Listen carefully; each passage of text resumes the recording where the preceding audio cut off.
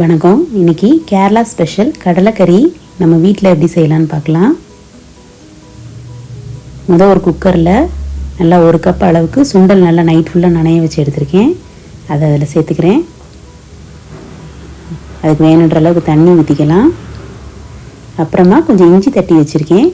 தட்டி தான் போடணும், அப்போ தான் நல்லாயிருக்கும். அப்புறமா கொஞ்சம் மஞ்சத்தூள், கொஞ்சம் உப்பு எல்லாத்தையும் ஆட் பண்ணி நல்லா நம்ம ஒரு 4-5 சவுண்டு கூட வேக வச்சிடலாம். இல்லை நிமிஷ கணக்குனா ஒரு 10 நிமிஷம்னா கரெக்டாக இருக்கும். இந்த சுண்டல் நல்லா வெந்தால் தான் நமக்கு இந்த கடலைக்கறி டேஸ்ட்டாக இருக்கும். இது ஒரு பக்கம் வேகட்டும், நம்ம அதுக்கு மசாலா ரெடி பண்ணிடலாம். கொஞ்சமாக ஒரு பேனில் எண்ணெய் ஊற்றி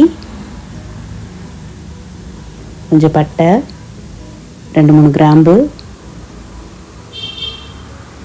கொஞ்சமாக சோம்பு, பெருஞ்சீரகம் நல்லா பொரியட்டும். பொரிஞ்சதுக்கப்புறமா சின்ன வெங்காயம் அறுத்து வச்சுருக்கேன், அதையுமே அதில் சேர்த்துக்கலாம். முழுசாகவே சேர்த்துக்கலாம், எண்ணெயில் நல்லா வதங்கிடும். லைட்டாக வதக்கி விட்டுக்குவோம். இப்போ கொஞ்சம் தனி மிளகாய் பொடி 1 ஸ்பூன் ஆட் பண்ணிக்கலாம்.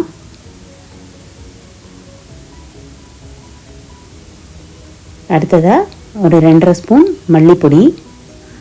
நல்லா அது எண்ணெயிலே நல்லா வதங்கட்டும், அந்த பச்சை வாசனை ஸ்மெல்லு எல்லாமே போயிடும். அப்புறமா கொஞ்சம் தேங்காய், அதையுமே நல்லா வதக்கிக்கலாம். நல்லா வதங்கி கொஞ்சம் நேரம் அதை அப்படியே நம்ம ஆற விட்டுறலாம். இந்த வறுத்து அரைச்ச வாசம் இந்த குழம்பு ஃபுல்லாகவே ரொம்ப நல்லாயிருக்கும் டேஸ்ட்டு. இப்போ ஒரு ஜாரில் நல்லா அதை ட்ரான்ஸ்ஃபர் பண்ணிவிட்டு நம்ம நைஸாக அதை அரைச்சி எடுத்துக்கலாம்.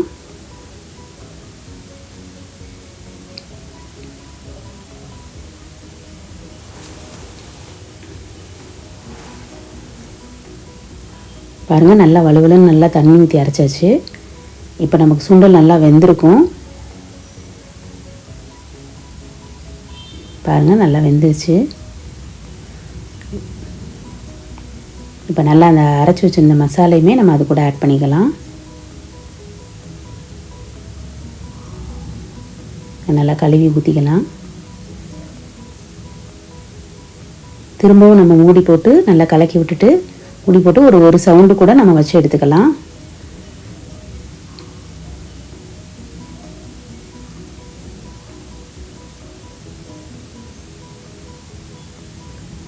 சவுண்டு நின்னதுமா நம்ம அதை தாளிச்சிடலாம். நல்லா அந்த சுண்டல் உங்களுக்கு வேக வேக நல்லா டேஸ்ட்டு நல்லாயிருக்கும், சாஃப்டாகவும் இருக்கும். இப்போ பேனில் தேங்காய் எண்ணெய் சேருங்க, அப்போ தான் ரொம்ப டேஸ்ட் நல்லாயிருக்கும். கொஞ்சம் கடுகு, கொஞ்சம் ஜீரகம்,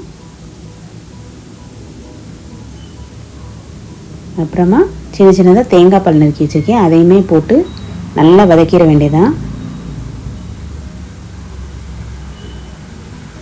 இந்த சின்ன சின்னதாக தேங்காய் பால் போடுறது நமக்கு நல்லா கடித்து சாப்பிடும்போது ரொம்ப டேஸ்ட் ரொம்ப நல்லாயிருக்கும். கொஞ்சம் கருவேப்பிலையும் ஆட் பண்ணிக்கலாம். இந்த ரெசிபி நாங்கள் கேரளாவில் இருந்தப்போ ஒரு அக்கா சொல்லி கொடுத்தாங்க, மலையாளிஸ் அவங்க.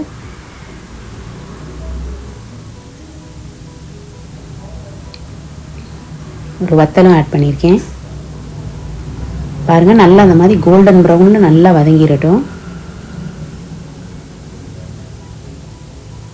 அவ்வளோதான், அந்த குழம்பையுமே நம்ம அதில் ஆட் பண்ணி நல்லா கொதிக்க விட்டுறலாம் கொஞ்சம் நேரம்.